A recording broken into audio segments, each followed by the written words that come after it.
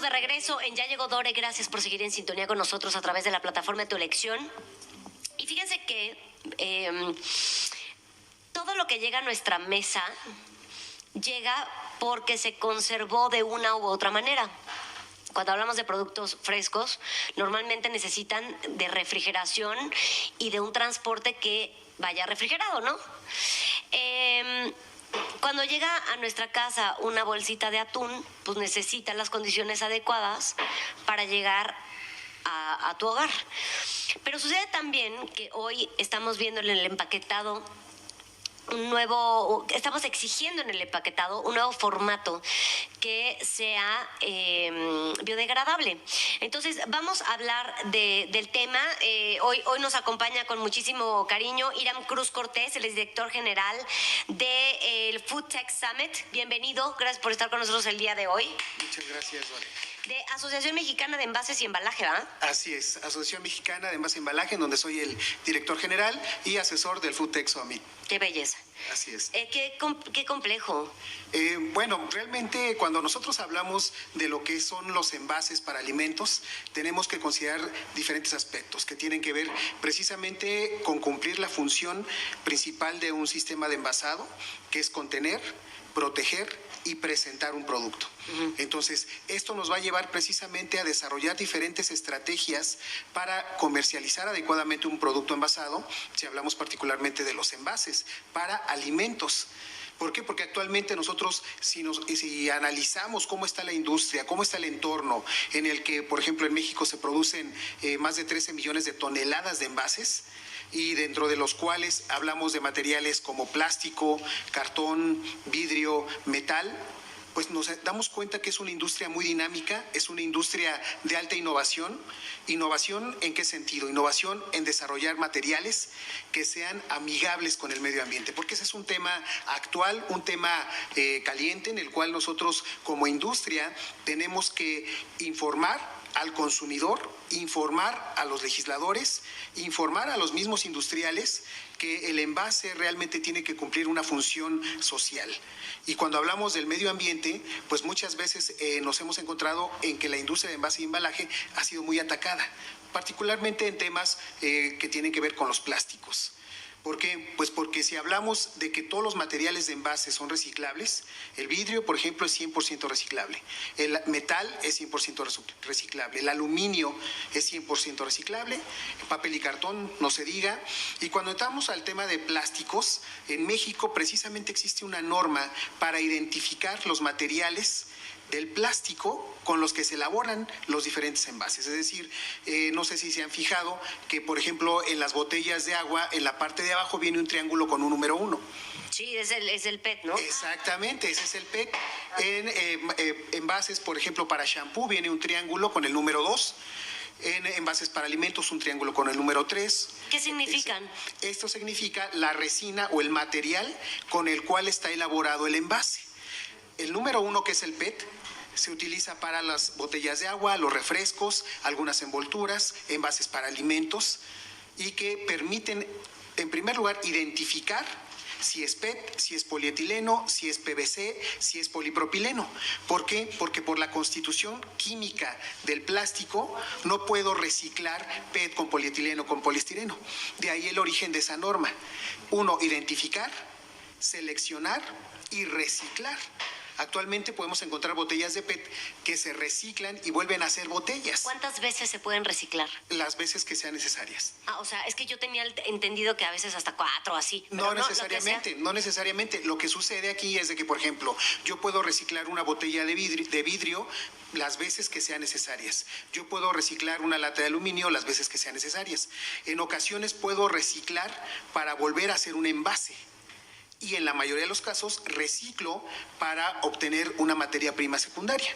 ¿Esto qué quiere decir? Que del PET yo puedo obtener una botella y nuevamente una botella, reciclo nuevamente una botella. Pero en ocasiones, ¿verdad?, es mucho más fácil y es menos complejo reciclar las botellas de PET para poder realizar, por ejemplo, fibra textil. Hay muchas playeras que son elaboradas a base de PET reciclado. Sí. Yo puedo elaborar bajo alfombras, yo puedo elaborar flejes para sujetar mercancías derivados del PET.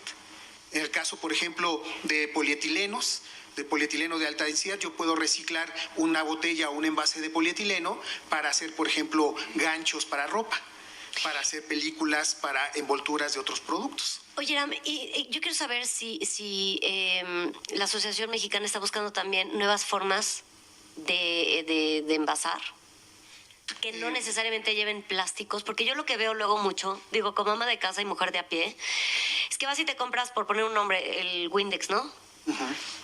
Y luego te lo venden con el aerosol y el omega. Y luego la versión más barata es en una bolsita que es igual de plástico. O sea, en realidad no es tan eco-friendly como nos gustaría. Y a lo mejor hay nuevas tecnologías que en México se estén desarrollando y no estamos enterados. Claro, claro. Aquí para desarrollar realmente un envase que cumpla con las características de ser amigable con el medio ambiente, un envase eco-friendly, realmente tenemos que considerar cuál va a ser la vida útil del envase. ¿Sí? Por ejemplo, si nosotros hablamos de un envase rígido que va a contener un limpiador, va a contener un shampoo, etcétera, este envase fue elaborado con la finalidad de poder ser reusable. Es decir, que yo no lo voy a tirar, ¿verdad? Aunque por su material yo lo puedo reciclar. Pero aquí entramos a un tema de costos. Se busca ser eficiente en desarrollo de materiales, se busca ser eficiente en costos y se busca ser eficiente en impacto ambiental. Eso es importante. Fíjate que a mí me sucede una cosa que te la voy a exponer. Y seguramente a muchos de ustedes también. En tu casa separamos, ¿no? La basura. La separas. Sí. Plásticos, papeles y cartones, vidrio, orgánico, inorgánico, ¿no? Vidrio, metal, exacto. Separas todo. Llega el camión de la basura y olvídate. Se hace todo bolas en el camión, ¿no? Bueno, eso es un mito. Eso es un mito. ¿Por qué? Porque cuando tú separas, ¿verdad? Estás separando los diferentes materiales que ya mencionaste, orgánico, inorgánico, etcétera. Pues realmente lo que estás haciendo es contribuir a esa separación. ¿Por qué? Porque cuando llegan al camión de la basura, la gente que opera ese camión y que está separando orgánico e inorgánico, lo hace con la finalidad de venderlo. Claro. Ajá, entonces, no es que lo revuelvan. Lo que pasa es que están viendo, si no está separado, ellos mismos hacen la clasificación. ¿Cómo podemos hacer para echarles más la mano? Supongamos, te acabas el shampoo, te acabas el bote de shampoo, ¿lo enjuagas? Sí, claro, por supuesto, puedes enjuagarlo para que el envase vaya lo más limpio posible. ¿Por qué? Porque si nosotros lo hablamos desde un punto de vista de impacto ambiental, tenemos que también generar residuos de envases post-consumo que puedan ser utilizados, ya sea para reciclar, ya sea para reutilizarse o, como lo mencionabas al principio, hacer envases biodegradables. Pero esto implica desarrollar otra vez tecnología que muchas de las empresas actualmente no tienen. O sea, para evitar o no llegar de primera mano a desarrollar un producto biodegradable, podemos reciclarlo. El biodegradable es el que se va a desintegrar con la naturaleza. ¿Sí? Y va a pasar, por ejemplo, como en el caso de los plásticos, que dicen son cientos de años. Un biodegradable se va a desintegrar en meses. No te esperes meses para que se empiece a biodegradar. Mejor recíclalo. Sí, que es lo más... Hoy los niños traen ese chip bien puesto, ¿no?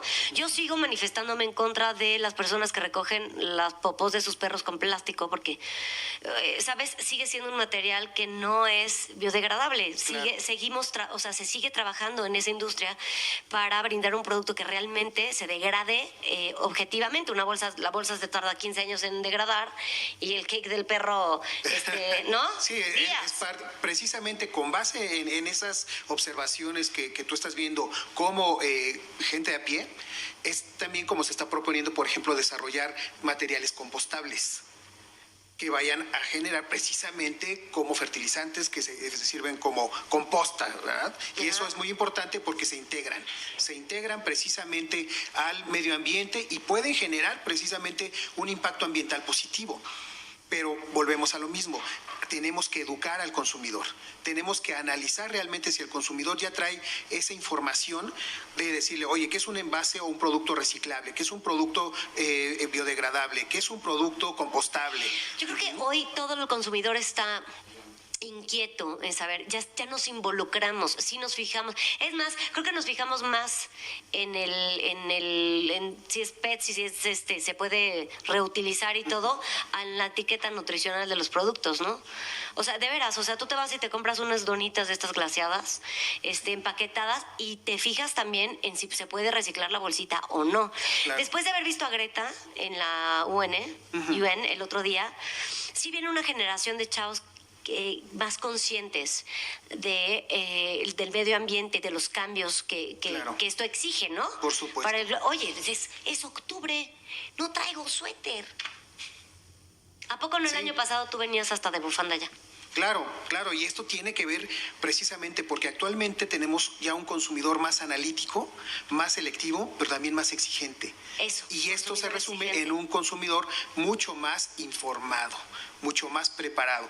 Y sobre todo los niños de actualmente pues traen otro chip más enfocado a una cultura de cuidado al medio ambiente, cosa que no teníamos. Por ejemplo, cuando yo era niño, pues no había una clase de medio ambiente, era ciencias naturales, ¿no? La abejita, más, la polinización, etcétera. A ti y a mí nos enseñan nuestros hijos. Claro, por supuesto. Ellos son los que llegan a la casa y te dicen, mamá, ¿puedes lavar esta bolsita para reutilizarla? Exactamente. Ay, no, yo quiero hacer mancuerna contigo porque creo que hay muchas cosas que podemos cambiar en nuestro país y seguramente muchas dudas que resolver. Claro, que de eso se trata precisamente. Y nosotros en la asociación y en eventos como fue el Food Tech Summit el 25 y 26 de septiembre pasado, estamos muy enfocados precisamente en decir que prohibir no es la solución. No hay que prohibir bolsas, no hay que prohibir popotes, no hay que prohibir los envases desechables. Hay que informar para saber qué se va a hacer con esos residuos. Estoy de acuerdo, porque ahora vas al súper y no te dan bolsita. Claro. Hazme el favor. Es que, o sea, avisen, pero me encanta. Vamos a caminar juntos, Iram. Claro que Yo sí, siento Lore. que este micrófono podría acercarnos a tener más información. La información es poder. Claro que sí, por supuesto. Muchas y yo te gracias. agradezco que me hayas prestado el micrófono para externar todo lo que hace la industria de envase y embalaje, envases para alimentos y eventos como el Food Tech Summit. Muchísimas gracias, licenciado Iram Cruz Cortés, director general de la Asociación Mexicana de Envases y Embalaje. Lo pueden seguir en sus redes sociales, está en todas partes como AMEE-AC. Para que cualquier duda o comentario, y prometo regresarlo. Prometo Muy regresar, bien. Iram, porque tenemos que hablar de tantísimas cosas. Gracias, Iram. Gracias No, por estoy estar a tus aquí. órdenes. Muchas gracias por la invitación. Gracias, al contrario. Pues, Gracias. banda, vamos a hacer una breve pausa.